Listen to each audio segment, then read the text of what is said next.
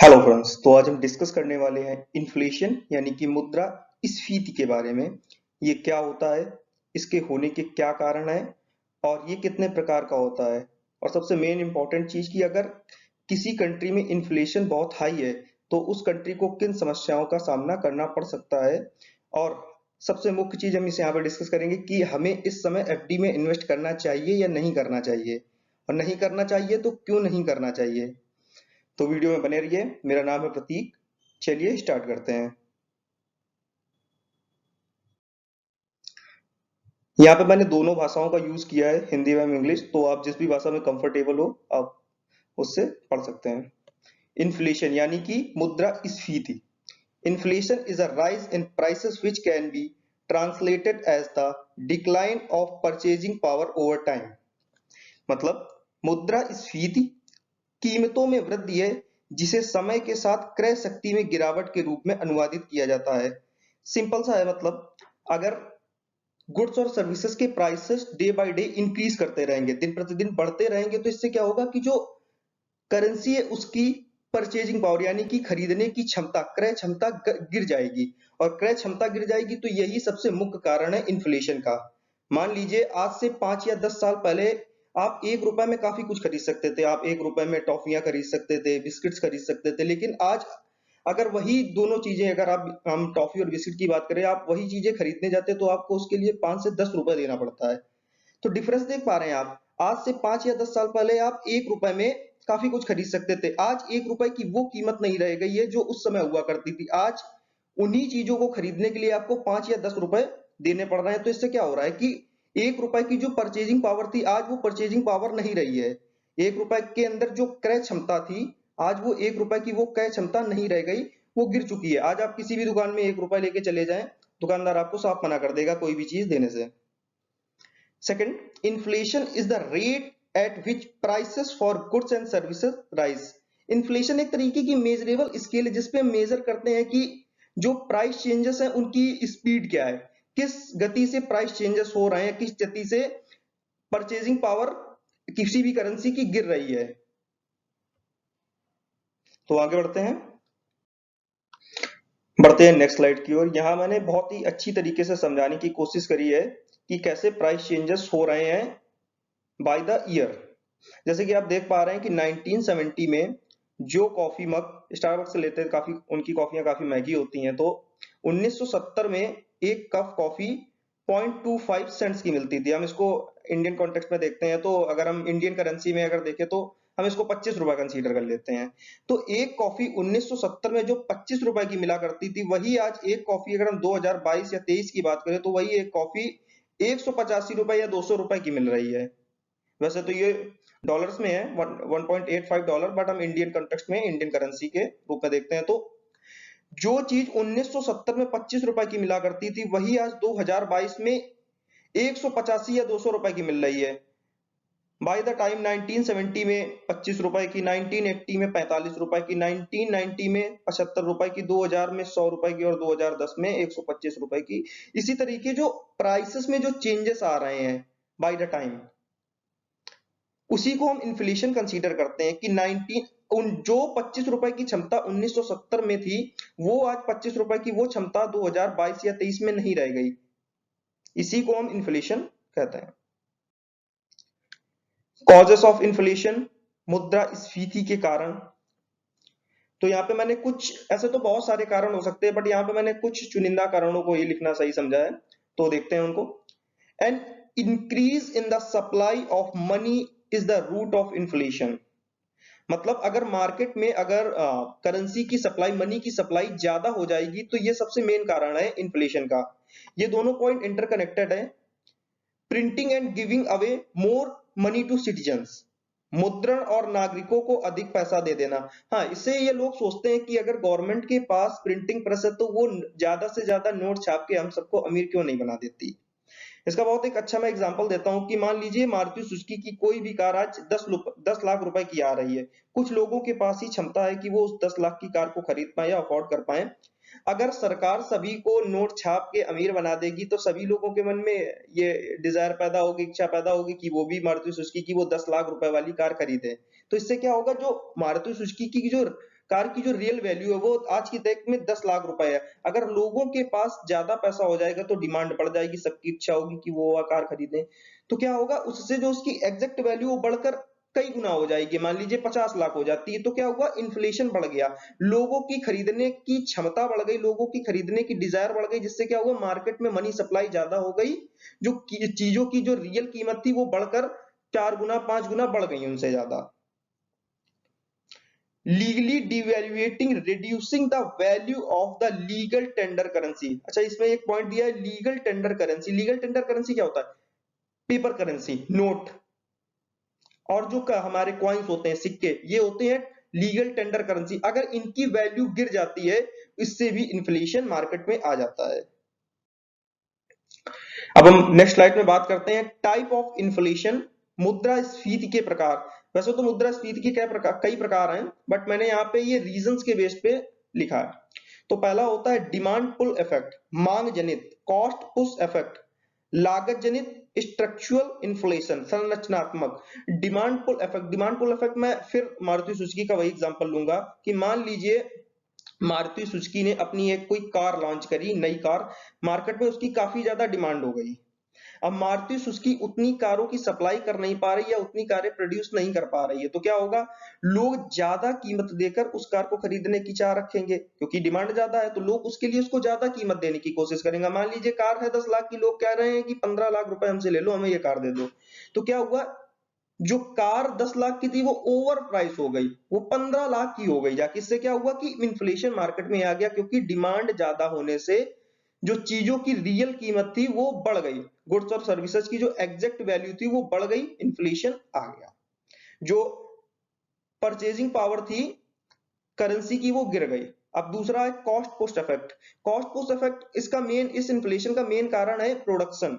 अगर प्रोडक्शन बढ़ाना है तो रॉ मटेरियल चाहिए होगा, रॉ मटेरियल ज्यादा चाहिए होगा, तो जो रॉ मटेरियल को प्रोड्यूस करने वाली कंपनीज हैं वो प्राइसेस बढ़ा देंगी।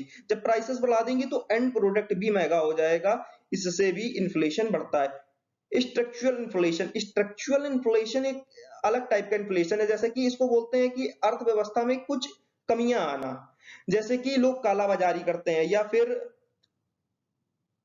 सही तरीके से ट्रांसपोर्टेशन ना हो पाना। सबसे मेन एग्जांपल इसका कालाबाजारी है। जैसे कि आप मतलब अमूमन रूप से हम लोग देखते हैं कि प्याज के दाम एकदम से बढ़ जाते हैं, कहीं प्याज 10-20 रुपए किलो बिक रहा होता है, कुछ दिनों में वो एकदम से 100 रुपए किलो हो जाता है। इसका मेन कारण कालाबाजारी है। लोग क्या करते हैं, ब्लैक मार्केटिंग, जो ब्लैक मार्केटियर्स होते हैं वो क्या करते हैं कि अपने गोडाउंस, घरों में प्याज को होल्ड करके रख लेते हैं और मार्केट में ऐसा प्रिटेंड करते हैं कि मार्केट में प्याज की कमी आ गई है। तो लोगों को लगता है मार्केट में इस बार पैदावार नहीं हुई है, मार्केट में प्याज की कमी आ गई है, तो क्या होता है, प्राइस, प्याज की जो प्राइसेस है वो बढ़ जाते हैं। तो इससे क्या होता है, जो 10-20 रुपए किलो का प्याज था वो 100-200 रुपए किलो बढ़ता है। तो मार्केट में फिर से मनी सप्लाई ज्यादा हो जाती है, इन्फ्लेशन बढ़ जाता है। इसके अलावा कुछ और भी इन्फ्लेशन के टाइप हैं। Type of inflation based on speed, गति के आधार पर मुद्रास्फीति के प्रकार। तो स्पीड के बेस पर भी इसको हम रेट के बेस पर भी कह सकते हैं, जैसे कि creeping inflation, walking inflation, running inflation and hyper inflation. Creeping मतलब रेंगता हुआ। अगर इन्फ्लेशन 3% तक है तो उसको हम क्रीपिंग इन्फ्लेशन कहते हैं। मतलब ये कोई भी इकोनॉमी के लिए कोई दयनीय दशा या फिर कोई प्रॉब्लम क्रिएट करने वाली सिचुएशन नहीं, बहुत ही नॉर्मल है। वॉकिंग इन्फ्लेशन बोले तो 3 से 10% के बीच में अगर इन्फ्लेशन है तो वो वॉकिंग इन्फ्लेशन है। और वैसे भी ये जो डेवलपिंग इकोनॉमीज है, जैसे कि India is a developing economy, तो डेवलपिंग इकोनॉमी के लिए वॉकिंग इन्फ्लेशन बहुत ही नॉर्मल है, बहुत ही सामान्य है, कोई भी खतरे की बात नहीं है। जैसे इंडिया में ये इन्फ्लेशन 3 से 10% के बीच में अमूमन रहता है।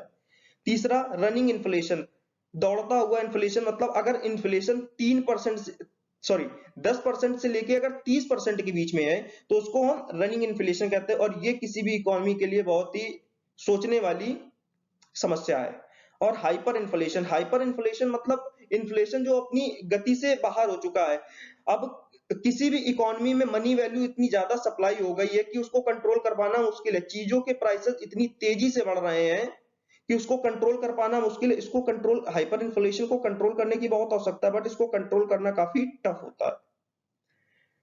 तो चलिए आगे बढ़ते हैं, फिर नेक्स्ट स्लाइड की ओर देखते हैं। टाइप ऑफ प्राइस इंडेक्सेस, मूल्य सूचकांक के प्रकार, बेसिकली ये दो टाइप के होते हैं, the consumer price index CPI, the wholesale price index WPI. Basically जो सीपीआई होता है वो आम आदमी के लिए होता है, कंज्यूमर प्राइस इंडेक्स। अगर हम इसको एग्जांपल से देखते हैं, अगर हम आज से 2 साल पहले या 1 साल पहले जो टूथपेस्ट हम 20 रुपए का खरीद पा रहे थे, अगर उसी टूथपेस्ट को आज की तारीख में हमें खरीदने के लिए 25 रुपए देने पड़ रहे हैं, तो वो हम उसको कैलकुलेट, जो 25 रुपए आज हमें देने पड़ रहे हैं उसको कैलकुलेट करने के लिए जो हम मेथड यूज करेंगे वो होगा सीपीआई, कंज्यूमर प्राइस इंडेक्स। जो एंड कंज्यूमर को इन्फ्लेशन का सामना करना पड़ रहा है वो किस वजह से करना पड़ रहा है। और दूसरा है द होलसेल प्राइस इंडेक्स, ये भी बिल्कुल सेम ही है, बट यहाँ पे हम जो प्राइस चेंजेस को मेजर करते हैं, ट्रैक करते हैं, वो बिफोर रिटेलिंग करते हैं।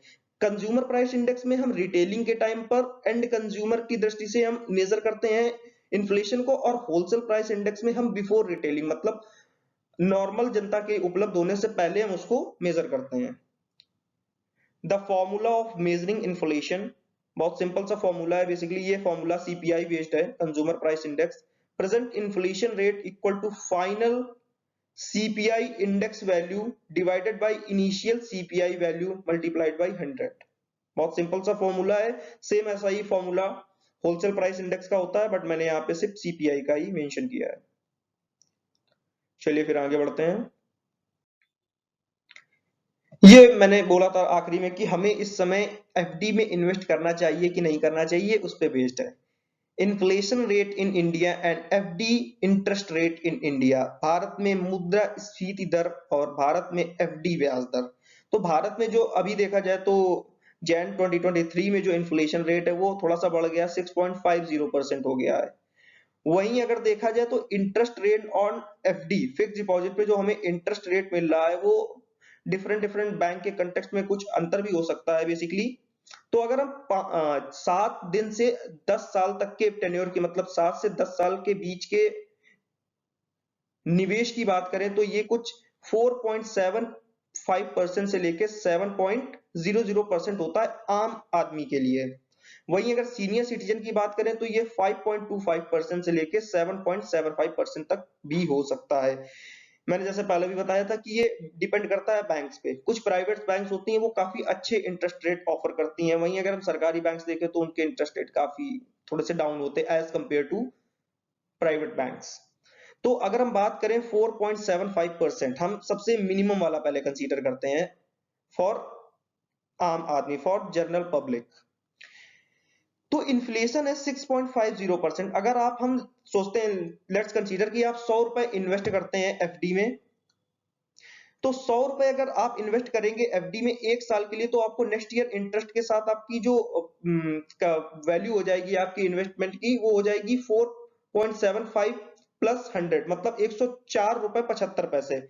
वहीं अगर हम इन्फ्लेशन की दृष्टि से देखें तो जो चीज आप पिछले साल 100 रुपए में खरीद पा रहे थे, उसी चीज को अगर आप इस साल खरीदते हैं तो आपको देना पड़ेगा रुपए 106 रुपए 50 पैसे। मतलब अगर सीधा सीधा देखा जाए तो आपका 1 रुपए 75 पैसे का लॉस है।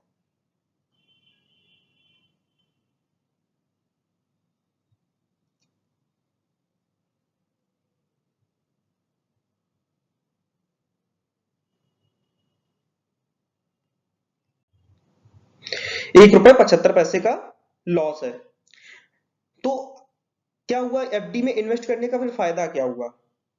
लोगों को लग रहा है कि मेरा पैसा बढ़ रहा है, 4.75% की इंटरेस्ट रेट से हमारा पैसा बढ़ रहा है, बट अगर एग्जैक्ट वैल्यू देखें तो आप लॉस हो रहा है आपका 1.75% का। आपको हर साल इन्फ्लेशन रेट के अकॉर्डिंग, जितना भी इन्फ्लेशन रेट होगा, it depends on the inflation rate on every year, तो उसके अकॉर्डिंग आपको लॉस हो रहा है। अगर हम 2023 की बात करें तो आपको 1.75% का लॉस हो रहा है। वहीं अगर हम मैक्सिमम वाला भी कंसीडर कर लेते हैं तो भी आपको कोई बहुत ज्यादा प्रॉफिट नहीं है, सिर्फ 0.50% का ही प्रॉफिट है। सीनियर सिटीजन के कंटेक्स्ट में थोड़ा सा ज्यादा हो सकता है, 1.25% हो सकता है मैक्सिमम के केस में, मिनिमम के केस में उनको भी लॉस है। तो इससे बेहतर यही होगा कि आप लोग किसी म्यूचुअल फंड की स्कीम में इन्वेस्ट करें, थोड़ा सा काउंसलिंग करें इसके तहत, तो आपको उसमें क्या है कि आपको 10 से 15% का भी प्रॉफिट हो सकता है मॉडरेट लेवल के रिस्क पे। तो आज के टाइम पे अगर हम लोग एफडी को छोड़ के म्यूचुअल फंड और भी जो इन्वेस्टमेंट के तरीके उनको अपनाते हैं तो ज्यादा बेनिफिशियल होगा। आज की वीडियो में यहीं तक। नेक्स्ट वीडियो किस टॉपिक पे बनाएं कमेंट करके बताएं। प्लीज लाइक करें, कमेंट करें और सब्सक्राइब करना ना भूलें प्लीज। ये मेरा नया चैनल है तो प्लीज सब्सक्राइब करके जरूर जाएं। Thank you.